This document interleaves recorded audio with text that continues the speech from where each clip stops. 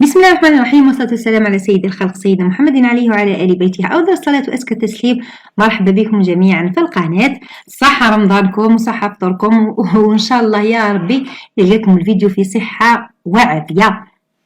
الفيديو تاع اليوم هو مهم جدا 3 مرات، لانه وش راح نقدم لكم في الفيديو هذا. اولا راح نشرح لكم راح نوري لكم والله ان تشوفوا معايا كشف راتب 2024 لبعض المهن اللي انتوما ك يعني راكم مسجلين في منحة البطالة، راح تكون عندكم هذه الشهرية.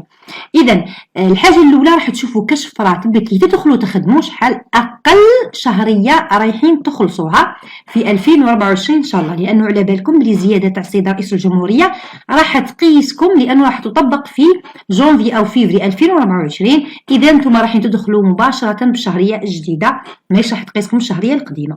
هذه أولا. ثانيا راح تشوفوا كل تكوين رايحين تتكونوا فيه كيفاه راح يأثر على الشهرية نتاعكم. إذا راح نفهمكم أولا علاقة التكوين بالشهرية، وانت كل واحد فيكم يسقسي هل عندك مستوى تعليمي، عندك مستوى سنة سادسة، سنة خامسة، سنة رابعة متوسط، ثانوي، جامعي إلى آخره.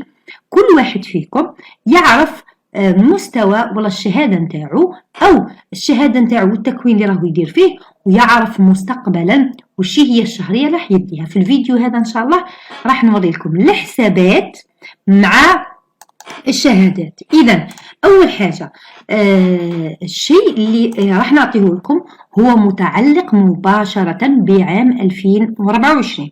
وش معناتها؟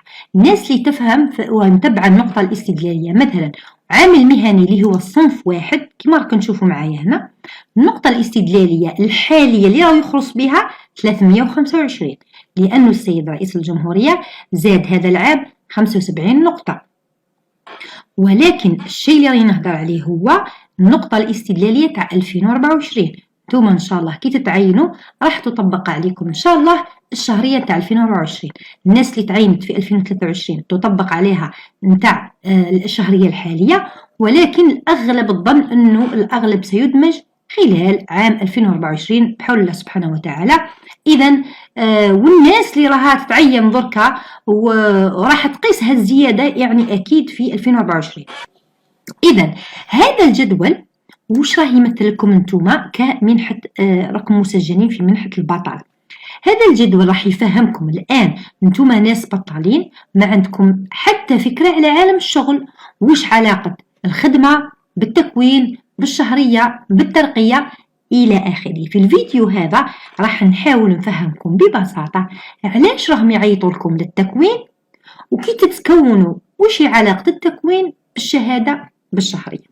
إذا شوفوا معايا مليح، احنا عندنا في الوظيفة العمومي كل واحد في الوظيفة العمومي يخلص على حساب الشهادة نتاعو.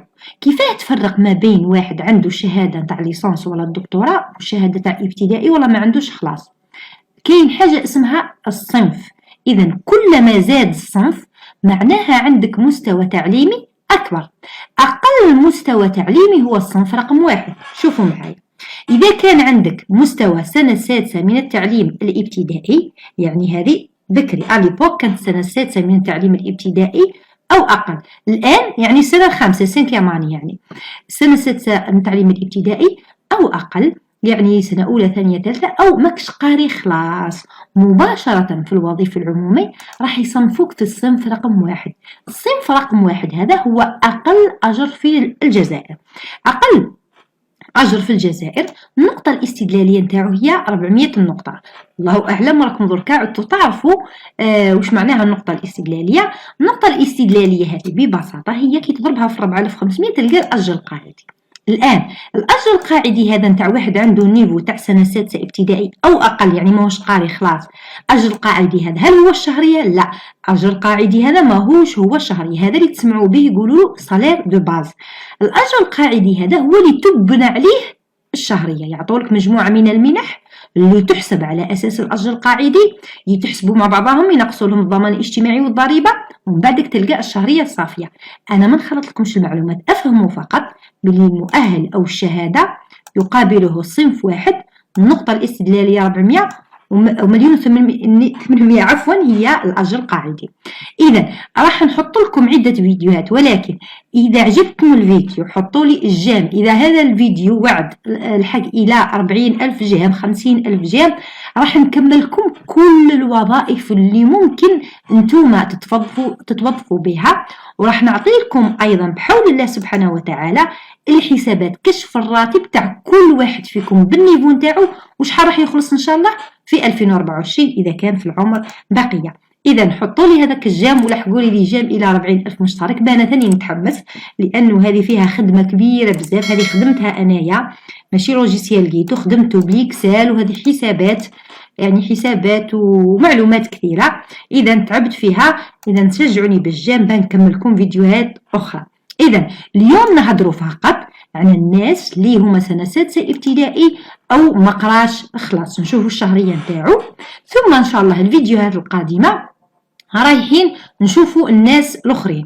إذا الصنف واحد هو النقطة الاستدلالية تاعو 400 نقطة. نشوفوا شحال يخلص. الآن هذا كشف راتب إن شاء الله اللي يطبق في جونفي 2024. إذا دخلت في 2023 تطبق عليك شهرية أقل من هذه بقليل، ولكن في 2024 هذه هي شهريتك ما كاش الهضره. اذا واحد اللي عامل مهني سنه سادسه ابتدائي وفقط ما عندوش مستوى راح يدخل عامل مهني مستوى اول. عامل مهني مستوى اول اقل من عامل مهني مستوى ثاني، اقل من عامل مهني مستوى ثالث. هما بالترتيب المستوى الاول هو الصغير خلاص، ثم الثاني يعني كشغل طلع شوي في الجراد، ثم الثالث اللي يطلع شوي في الجراد. كل ما دير تكوين خصوصا الجماعه اللي معيطوا لهم ناحيه البطاله راح يعلى الجراد نتاعك وراح تزيد الشهريه. اليوم نهضروا على انسان مؤهل تعليم تاعو سنه سادسه واقل، يصنف الوظيفي العمومي في الصنف رقم 1. اذا الشهريه نتاعو كاين حاجه برك عفوا كي تدخل في الوظيفي العمومي عندك شهريه وعندك مردوديه تصب مره كل 3 أشهر. اون جينيرال في الوظيفي العمومي كامل يصبوا لهم لي بريم هذو يتصبوا مره كل 3 أشهر.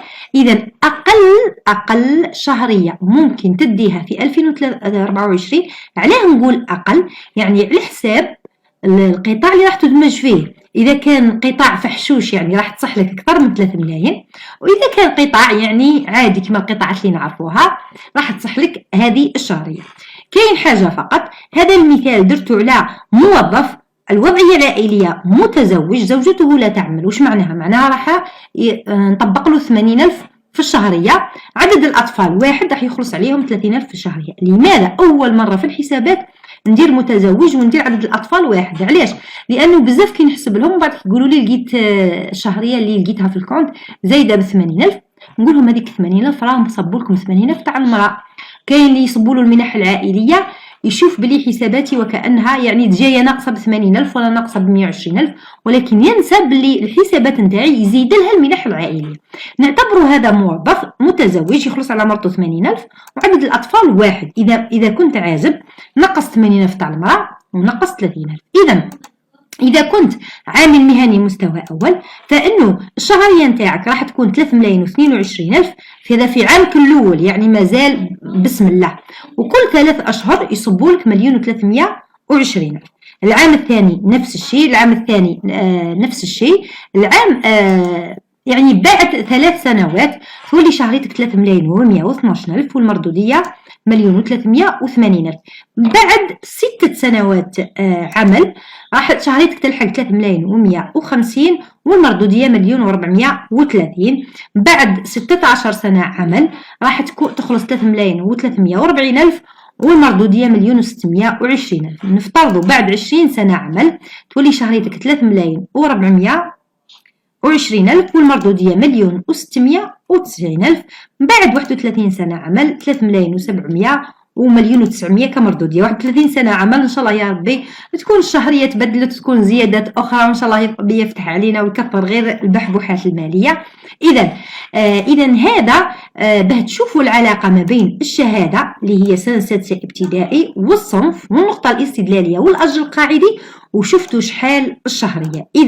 إذا عجبكم الفيديو إن شاء الله راح نكمل لكم باقي الشهادات باقي الشهادات ندير لكم الحسابات، مثلا اللي تكون عنده شهاده تكوين مهني تكون عنده سنه السابعه او الثامنه، اللي تكون عنده مثلا شهاده التعليم الاساسي، اللي تكون عنده مثلا سنه اولى من التعليم الثانوي زائد 12 شهر تكوين الى اخره. اذا تكوينات متعدده. ما تنساوش حطوا لنا هذاك الجانب باه نتشجعوا ونكملكم لي فيديو الاخرين. يشرفني جدا انكم تشتركوا في القناه. تهلاو في رواحكم، تهلاو في بعضكم، والسلام عليكم ورحمه الله تعالى وبركاته.